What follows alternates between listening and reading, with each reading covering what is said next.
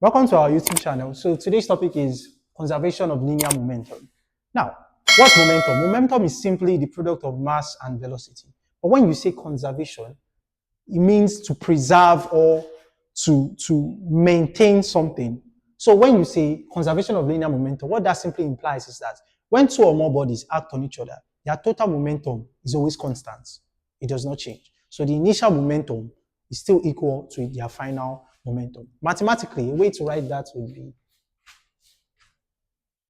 let's say we are talking about two bodies here, M1, U1 plus M2, U2 is equal to M1, V1 plus M2, V2. So this is a mathematical way to display the conservation of linear momentum. M1 stands for mass of the first body, U1, the initial velocity of the first body, M2, mass of the second body, U2, initial velocity of the second body, M1, mass of the first body, V2, final velocity of the first body, V1, final velocity of the first body, and V2, final velocity of the second body. Now, we have different types of collision, because when we want to talk about linear momentum, we also have to talk about collision as well. Collision is when something comes in contact with something else. Now, when two bodies collide, there are different types of collision. We have elastic collision and inelastic collision. In several cases, there's also something called partly elastic collision. But the primary focus is on elastic and inelastic collision. So when we have elastic collision, in elastic collision, momentum is conserved. Momentum is always conserved. So in elastic collision, momentum is conserved, but the kinetic energy is lost. In inelastic collision, momentum is conserved, kinetic energy is lost. I'll say that again. In inelastic collision, linear momentum is conserved and kinetic energy is lost. But in elastic collision, both linear momentum and kinetic energy are both conserved. So the kinetic energy before collision and the kinetic energy after collision are both the same for elastic collision. But in elastic collision, the kinetic energy is not the same before and after. But just recall or remember that momentum, or more specifically, linear momentum, is always conserved, regardless of the case. So an example of collision would be a bouncing ball. And you can tell it is an inelastic collision because when a ball bounces, it loses its kinetic energy eventually. And when it loses its kinetic energy, that's why it eventually settles down.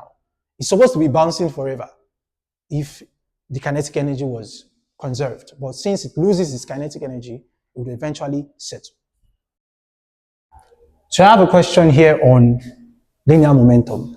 It says an arrow of mass 0.3 kilogram is fired with velocity of 100 meters per second into a wooden block of mass 0.7 kilogram. Calculate the final kinetic energy after impact, given that the wooden block can move or can freely move rather. So let us list out the parameters. Let's call M1 the mass of the arrow and M2 the mass of the wooden block. So U1 will be the velocity of the arrow, which is, where's the velocity? Velocity of the arrow, is 100 meters per second. It's fired with velocity of this into a wooden block, okay? And the velocity of the wooden block. Now the wooden block was at rest. It was stationary. It was not moving. So the initial velocity of that wooden block would be 0, since it was stationary.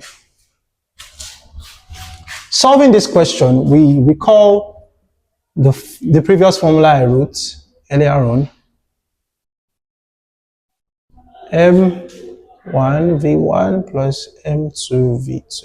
Now, you have to look at this closely and tell yourself or identify the fact that V1 and V2 are actually the same. Because when the arrow comes in contact with the block, both the arrow because they specified it here. They said, given that the wooden block can freely move, that would mean both the arrow and the wooden block would move with the same final velocity.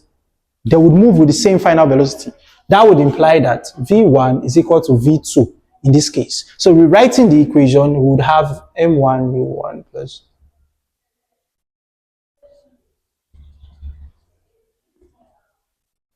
So V1 and V2 are equal, so we can call them V for the final velocity. So let's make V the subject of formula, since that's what we are looking for before we start calculating the kinetic energy. So V becomes M1 U1, or to save time, we can start imputing the values. M1 is 0.3, U1 is 100, M2 0.7, U2 is 0, so this part is cancelled out. M1 and M2 is 0.3 plus 0.7. V is what we are trying to calculate. So this part is cancelled out. So punching it into our calculator, we have